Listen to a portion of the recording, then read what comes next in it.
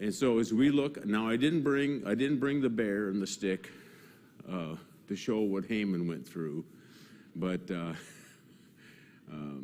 my said that she thought that was a little graphic, but that's how hangings were done. So last week we left off. We see the law to destroy all of the Jews and take their wealth was in place, irrevocable. The law of the Medes and the Persians. He couldn't just say, "Oh, mistake." Not like your golfing buddy, a do-over. You can't have that. We see that Haman is second in command in the whole kingdom. We're talking a world power. We're not talking just, he had the signet ring of the king, right? Anything that he wanted to do, he would sign the king's name and it was done. It was law. Things were looking for dark for God's people, you know. I think in today's position, sometimes things look kind of dark for Christianity in America and in the world today. I mean, they're outside the nation, like outside the U.S., Christianity is not very well thought of. Here it's just like, oh, you're a Christian, okay. You're a Buddhist, okay. You're a Hindu, okay. You're a Muslim, okay. It's all just the same. They don't really care. Christianity isn't really noted for anything in this country. Although it is interesting that atheists don't build hospitals, do they? It's the Methodists and the Catholics and the Baptists build hospitals. And this is a position, this dark position, where to annihilation of the nation, of the Jewish nation, is something that had been previous to this, had been many times, and has been many times since. Hitler's attempt to destroy the Jews was a real attempt. I mean, I believe that was Satan-driven, a real attempt. And so they have, the Jewish nation and Israel has faced annihilation many times and through history. And I think, and not just the Jews, but I think Christianity, true believers have been under fire for a long, long time. And I think it's under fire today. You know, in America, it's almost the apathy is worse than the persecution.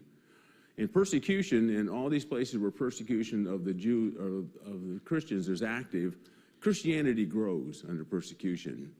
That's kind of one of those oxymoron kind of things. You know, if you persecute them, it grows. Well, I think it separates all the true believers from those who are just playing along. So that's still happening today in parts of the world, and so apathy, Christians, the apathy in our nation is I think worse than outright persecution. So we're gonna go ahead and see if I can't find my sheet here. We're gonna go through this. This would make a great mini series. I mean, the lessons learned here are absolutely for today. I mean, we look at the timing. Like I said, we're going to look at about 2 days, and we're going to see some. Haman is he's an evil guy. He's got an ego bigger than just anybody else's, and he's got a hatred for the Jews. It's just irrational, and so we're going to see all of that. So we're going to go ahead and start out. In Esther 5:1, says that now basically Esther had gone in and talked to the king. Remember, she said, if I live or I die, it's, you know, whatever, I'm going to go talk to the king about this. Now it happened on the third day that Esther put on her royal robes and stood in the inner court of the king's palace across from the king's house, while the king sat on his royal throne in the royal house facing the entrance of the house. So it was, when the king saw the Queen Esther standing in the court, that she found favor in his sight. And the king held out to Esther the golden scepter which was in his hand. And Esther went near and touched the top of the scepter. She was accepted. I don't think that she knew if she was going to be accepted or not. I mean, it wasn't a given. It had been a month since the king had called for her. And so, I mean, running a kingdom has to take a lot of work. So she didn't know. She didn't know, maybe she fell out of favor. Who knows? I mean, we're not told that. But there was some doubt whether the king would hold out the scepter. And the king said to her, what do you ask? What do you wish, Queen Esther? What is your request? And it shall be given to you up to half of my kingdom. Wow, that's a pretty generous offer. I mean, that's better than the MasterCard or the Visa, right? Half of my kingdom. We see that comment made one other time in the New Testament. Do you remember what that was? When that was, I can't remember what the gal's name was. She danced for King Herod, and he says, wow, whatever you want, up to half my kingdom. So she went to her mom and said, Mom, what do I want? He said, you want the head of John the Baptist on a platter. That's what you want. Oh, okay. So that's what happened. That's what happened to John the Baptist. So that must have been quite a dance. But anyway, Herod was quite a character. So we see that Esther is not in a hurry, right? She's received the promise from the king up to half the kingdom. And so she must have had a plan in mind, or maybe she didn't have a plan in mind. Maybe the first step was to get accepted by the king. She probably wasn't expected to receive an offer of half the kingdom, right? Half of his wealth, half of everything. That's quite an offer. And so we see, but she's not in a big hurry. So Esther answered, if it please the king, let the king and Haman come today to the banquet that I have prepared for him. Then the king said, bring Haman quickly, that he may do as Esther has said. So the king and Haman went to the banquet that Esther had prepared. So basically, come to this banquet. I'm going to fix you a meal. I mean, I don't think she actually cooked it, but she had her servant cook it and things. At the banquet of the wine, the king said to Esther, what is your petition? It shall be granted to you. What is your request? Up to half of my kingdom, it shall be done. Then Esther said and answered, my petition and request is this. If I found favor in the sight of the king, and if it pleases the king to grant my petition and fulfill my request, then let the king and Haman come to the banquet, which I will prepare for them, and tomorrow I will do as the king has said. She said, I'm not really prepared. You come to this meal, I'm not prepared. I'll tell you what, the king and Haman can come to a meal that I'll prepare for them tomorrow. And then I will tell you what my request is. Now that sounds like a lot of intrigue. I don't know why she didn't say it, but as we see through that, I think God was directing her. I think we see God working on the king. We see God working on Haman. Well, not a lot of work. I think he just revealed who Haman really was. So we see the next day.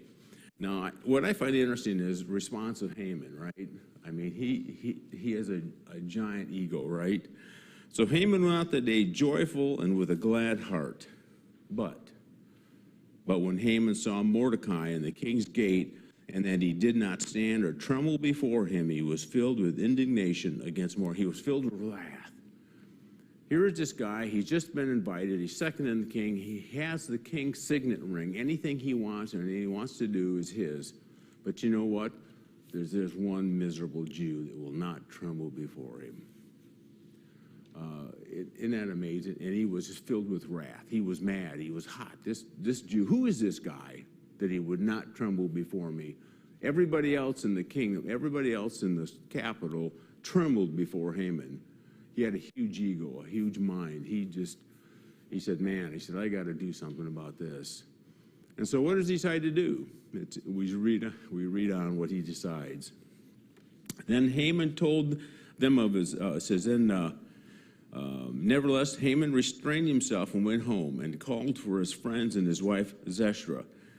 Then Haman told them of his great riches, the multitude of his children, and all the ways in which the king had promoted him, and how he had advanced him above the officials and the servants of the king.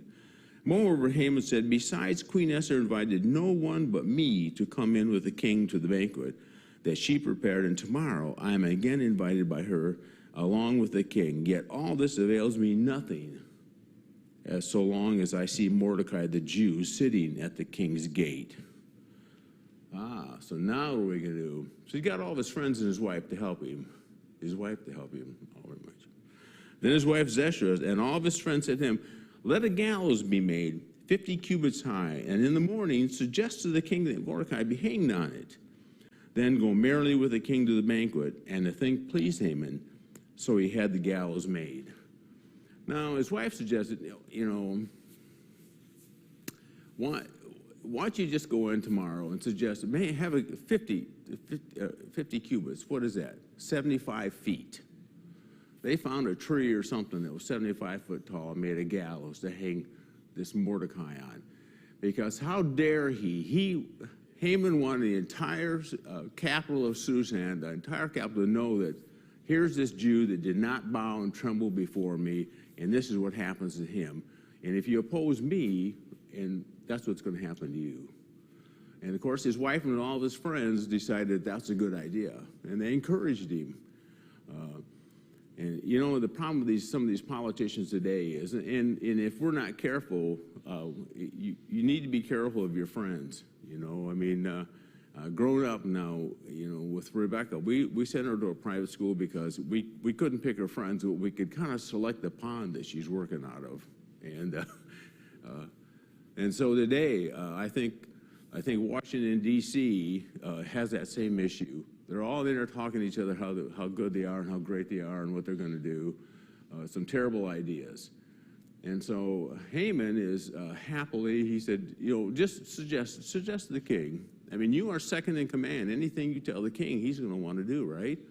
So I kind of look at this as kind of like in redneck circles, it's kind of like, here, hold my beer, watch this. Well, this is kind of what they did here. Just go to the king here. Suggest him have him hang, and then go merrily, go happily to the banquet with the queen.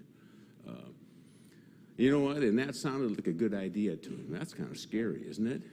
Now, he's already said, just kind of note this, he's already said this Jew, this Mordecai, this Jew, right? He's already identified who Mordecai was. Now, you got to understand, at this time, the law had been written. And this is, if you read through this, it's really, it's been about 8 to 10 weeks, 12 weeks since the law was written, that the fate of the Jews was fixed. He could have just kept his mouth shut and said, listen, in a year from now, in 9 months from now, anybody can go out and kill this guy because he's a Jew, right? But no, this guy did not tremble before him, and man, that just bugged him. And so talk about an ego. He had a monstrous ego.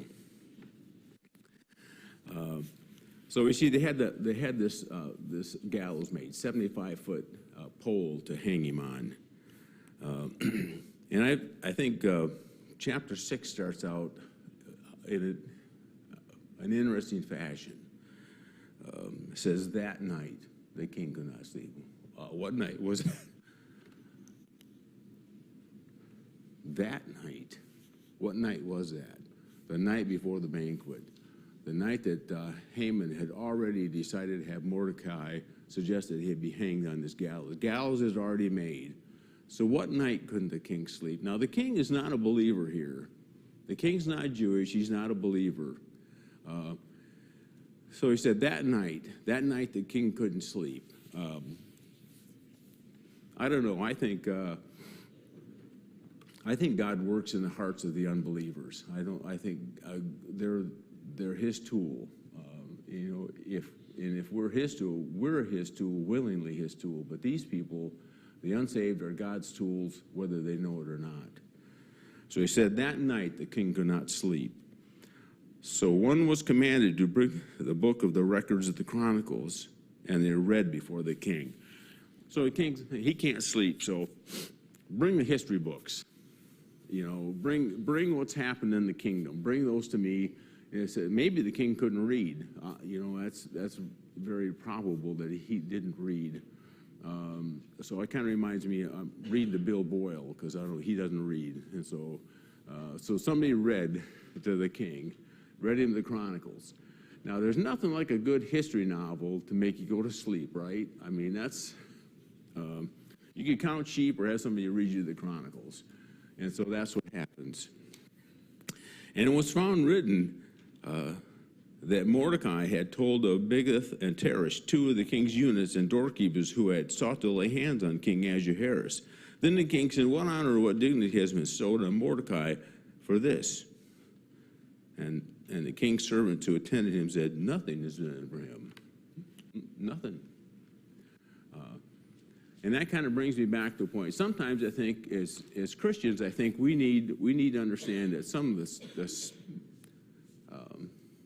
the smallest things that we do can have the greatest effect. Now, this is years later, right? This might have been 3 or 4 years later. I mean, he's reading the Chronicle. The king didn't remember it. And he says, well, what honor was it? We sold this guy. He saved my life. I mean, it had a plot, a real plot to kill me. And so we didn't do anything.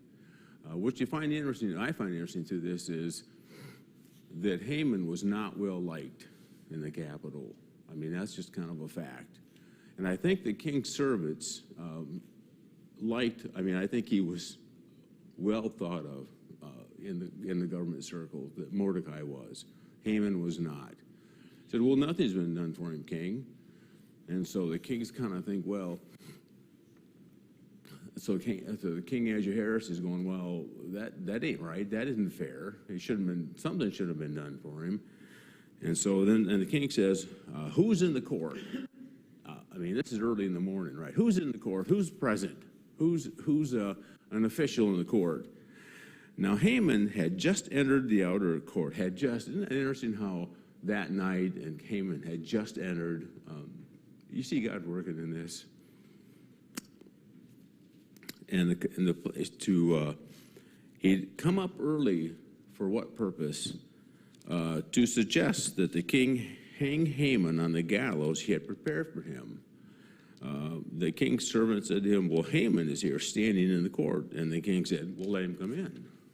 Haman's purpose to show up early was, he got up early. He didn't want to ruin the whole day, so he got up early so he could go in and get this Haman guy, or this Mordecai guy, hung, get him on the gallows, and then he could go to the banquet, right? I mean, you could be joyful, be happy. This guy that wouldn't tremble before him, and wouldn't bow before him, is stuck on this pole for all the city to see. And so he went in early, wants to get business done. And so the king says, well, he's here, we'll bring him in. So Haman came in, and the king asked him, what shall be done for the man whom the king delights to honor?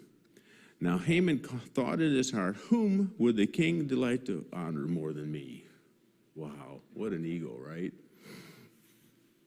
Who would the king want to honor more than me? I'm second in command. I have the signet ring. Anything I say or do, man, I've got family. He with all of his friends. He said he's got 10 sons. He's got possessions. He's got wives. He's got bank. He's got money. He's got all of that. Of course, the thing he didn't have was that Mordecai wouldn't tremble before him. But so he said, well, who would?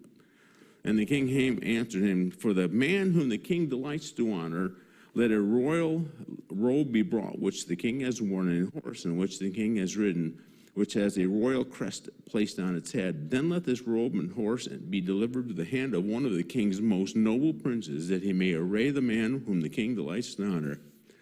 Then parade him on the horseback through the city square, and proclaim before him, thus shall be done for the man whom the king delights. Wow, he's got a good idea. He knows exactly how he should be honored, right? He's got it all down. He's got, the horse, the crown, the royal robes and stuff. And somebody high up in the government taking him through the streets, letting everybody know what a good guy this is, right? Well, and then we see Then the king said to Haman, hasten, take the robe and the horse, as you have suggested, and do so for Mordecai the Jew, who sits within the king's gate. Leave nothing undone of all that you have spoken. Man, I wish I'd had a camera to see the look on that guy's face. All of a sudden now, everything he said that he thought he needed to be honored, or is he going like, I almost requested they hang Mordecai. Man, that'd have been a tragedy, right? He's probably thinking, wow, I escaped one, and I got out of that quick. And he says, I want you to do it. Hasten, get after it. You're going to do that this morning. You're going to do that before the banquet. He wants that done that first thing in the morning. And we see that that's what happens. We see that he parades him around. And after Mordecai, it says, it shall be done for the man. And it says that basically, when this was happened, it says, afterwards Mordecai went back to the king's gate, but Haman hastened to his house, mourning and with his head covered. So he's kind of down because, this hasn't turned out exactly like he had planned it, right? He wanted this Mordecai on a pole, 75-foot pole, so that everybody could see that this is what happens if you mess with me. And all of a sudden, and he goes in and he's going to have that done early in the morning. And the king said, "Oh man, talk about a change of a plot twist. Here's a real plot twist."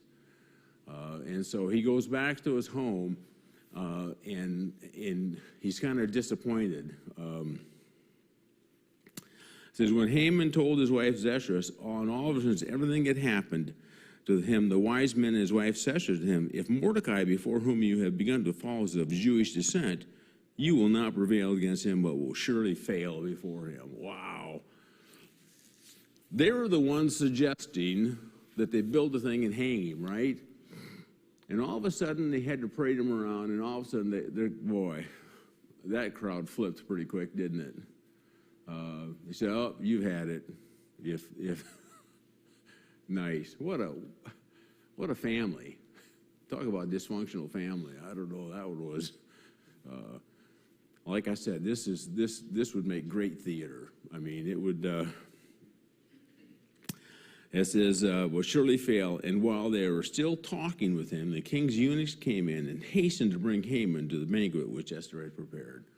I mean, this is like, if you read Job, these guys come all, your children all eating, and, this band of people came to all your cattle or sheep or whatever. And it says, as he was yet speaking, another servant came in and told him, and as he was yet speaking, well, that's kind of the way this was. As he was at home mourning about, his friends are all, man, you've had it. If he's a Jew, you're done, right? Of course, the day before that, they suggested they build a gallows to hang him, but we'll forget that. And they come to get him, to bring him to the banquet. So the king and Haman then went in to dine with the queen, and on the second day at the banquet of wine, the king again said to Esther, what is your petition, Queen Esther? It shall be granted to you, and what is your request? Up to half of my kingdom, it shall be done. And there again, repeated. This is the third time she's heard this.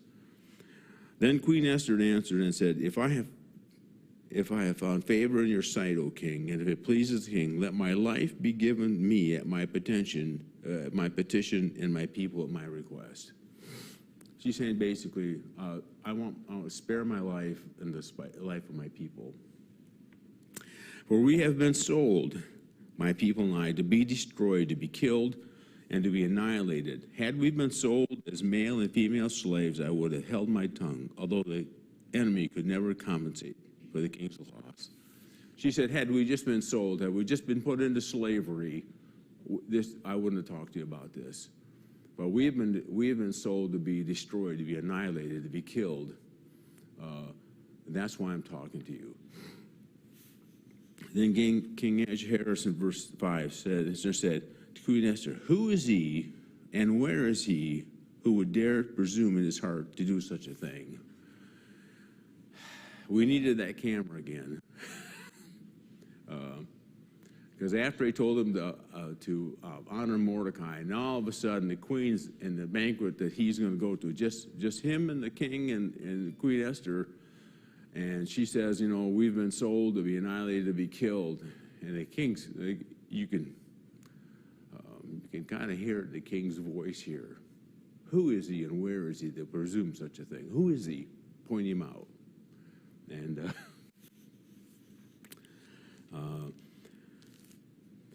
then Esther said, the adversary and the enemy is this wicked Haman. So Haman was terrified before the king and queen.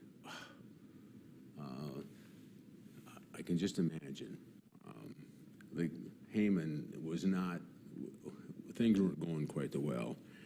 Then the king arose in his wrath from the banquet of wine and went into the palace garden. But Haman stood before the Queen Esther, pleading for his life, for he saw that evil was determined against him by the king. When the king returned from the palace garden to the banquet of wine, Haman had fallen across the couch where Esther was. Then the king said, "Will he also assault the queen while I'm in the house?" As the word left the king's mouth, they covered Haman's face. Now, if you ever see good spy movies, man, when they put a bag over your head, that's it. Well, when they put a bag over his head, that was kind of the end of Haman. We're looking at less than 48 hours, right? Less than 48 hours. What a change. So some of the things I think, some of the lessons we can learn from this is sometimes when things seem helpless and hopeless, they're not. God's working. And sometimes the smallest things we do seem insignificant at the time. I think, sometimes I think just a friendly chat, just share with people, just being kind to people. In our culture anymore, being nice to people is almost unheard of.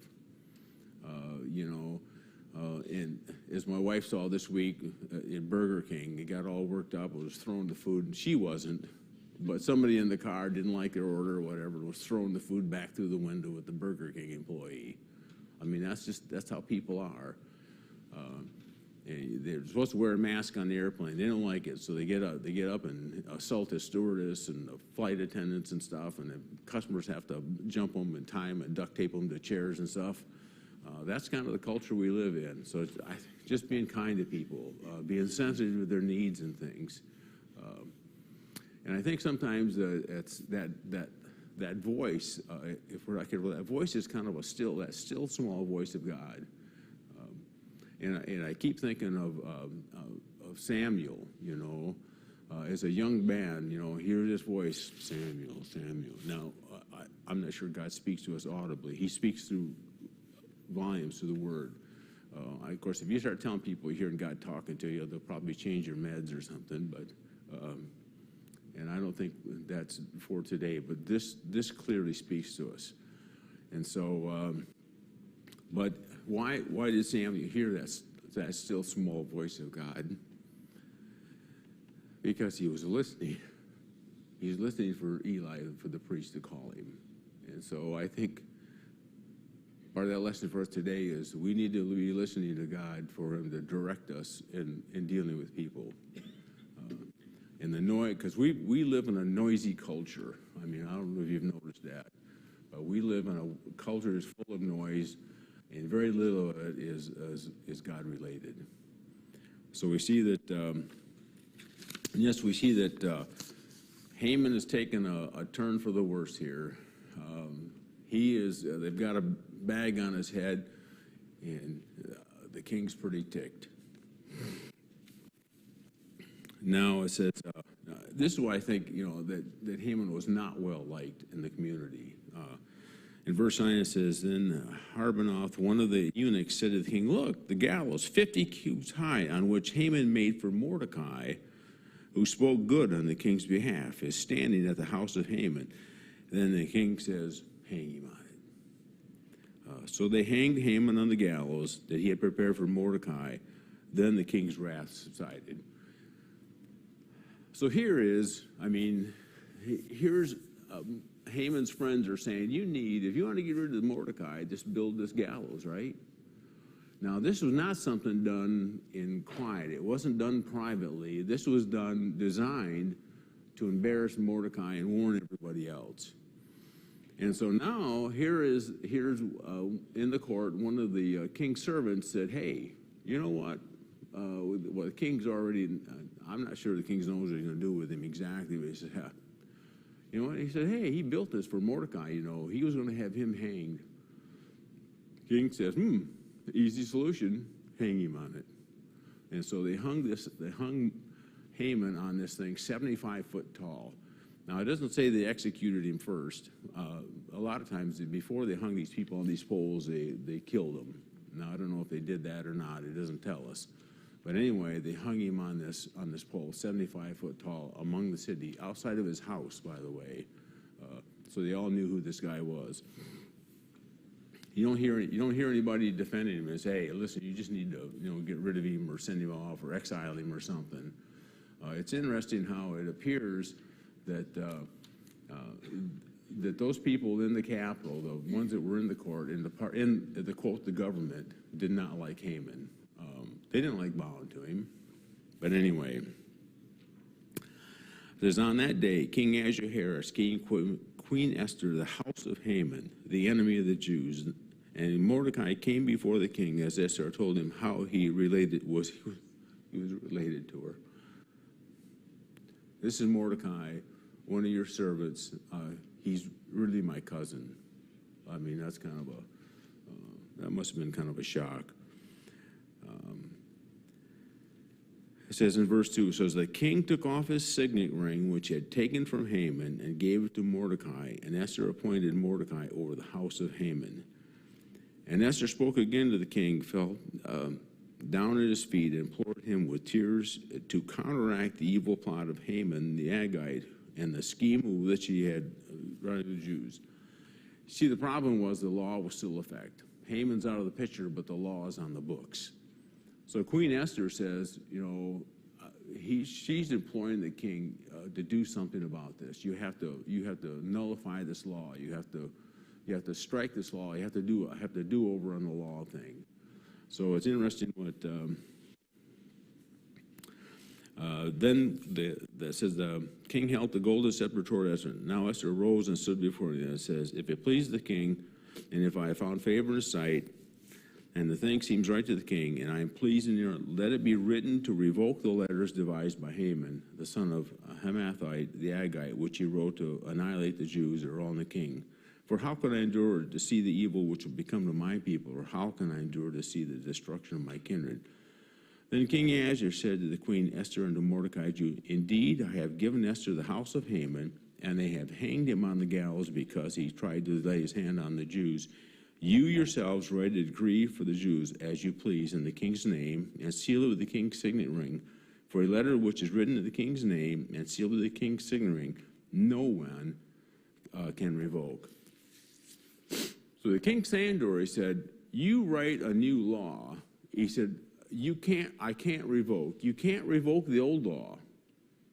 It can't be done according to the law. So you're going to have to write something different. You're going to have to write a new law. You have to get the scribes, because I'm not even sure the king, back then it wasn't necessary that the king could read and write. That's what they had the scribes for. So the king's scribes were called at that time in the third month, which is the month. Now remember, it was the first month that the lot was cast and the date was set, and the first law was written in the first month. Well, this is the third month, so it's anywhere from 8 to 12 weeks later. It's been 2 or 3 months, which is in the month. It says anyway, he wrote in the name. He said that basically the Jews were allowed to defend themselves when they come for you, because now it's basically 9 months away before this date. That must have been kind of a tough thing. I mean, when they wrote this, the law was designed to take into effect 1 year, basically a year, or 11 months from the date that it was written and published. So these people all had to look and said, I got a Jew over there. Man, I like that barn. It's going to be mine in 11 months. It must have been pretty torturous for the people, because the Jews didn't really have any place to go, right? I mean, it was the whole kingdom. I mean, it was basically all kind of the known civilization at that time. So they didn't really have any place to go. Wow. See, we're already out of time. So some of the lessons, anyway, they go through, and it's interesting because originally God had told them to destroy the Amalekites, man, woman, child, everything, and even the plunder, just destroy everything. And the same thing is kind of the same rule was written for the Jews to be destroyed. I want you to destroy everything, take all their possessions.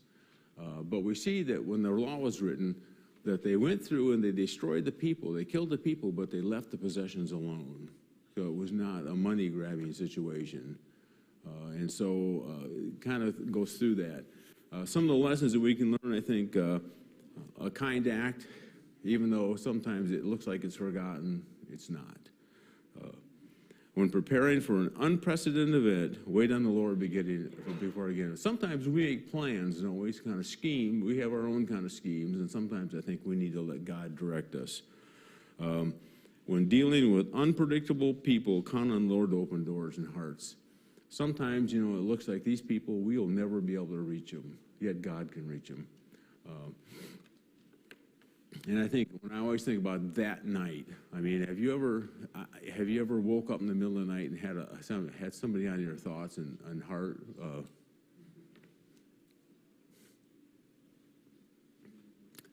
I think a lot of times those are God directed. You need to call them. You need to pray for them. We had listened to one time a missionary come up, and he said he always kept a prayer list by his bed, and if he couldn't sleep at night, when he'd wake up and take that prayer list and go through it. Just praying for people.